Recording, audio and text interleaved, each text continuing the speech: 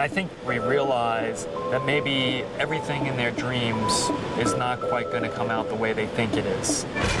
It starts off with Harry and Marion on the rock being in love and wanting to show their love towards Harry's mom by getting her a present. What's her fix? Television, right? I mean, if ever there's a TV junkie, it's the old lady. But we quickly realize that even though there's this act of charity, there's this gnawing within them, which is the addiction. The challenge of the film was to connect the kid's story with the Sarah Goldfarb story. And I connect them through what we call hip-hop montages. The idea is to take, sharp sounds with sharp images and put them one after the other and basically form almost a musical piece. So the first few images are the kids, Harry and Marion, getting high, and that transforms into Sarah Goldfarb drinking some coffee, popping a pill. Then my sound designer, Brian Emmerich, spent months upon months getting really, really cool sounds that help emphasize the images. Then when we lined them up, I wanted to connect it even more.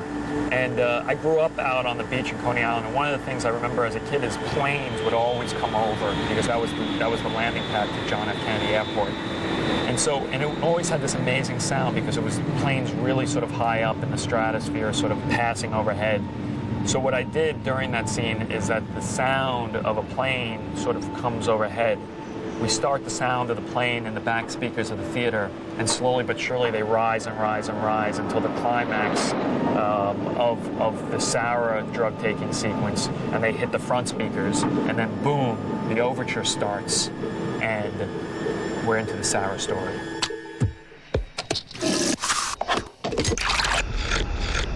All the film techniques we didn't want in any way to be accused of being an MTV movie. Meaning, that's the worst insult you could give me because those videos and those commercials are basically style without substance. And when you make narrative film, you have this theme, which is your mantra. You have something that everything has to be based on. So every single camera technique we use, we tried to base in the truth and in the honesty of what the film was about.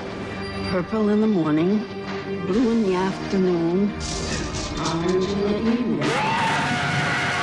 For me, Requiem for a Dream is not a drug movie because the point of the whole entire project was to show that it doesn't matter what the drug is. It could be TV, it could be coffee, it could be dope, it could be hope. Everything is the potential of a drug. Every Friday night at 9, Sundance Channel brings you something new. Television premieres that introduce you to the voices, ideas, and inspiration of today's new audience.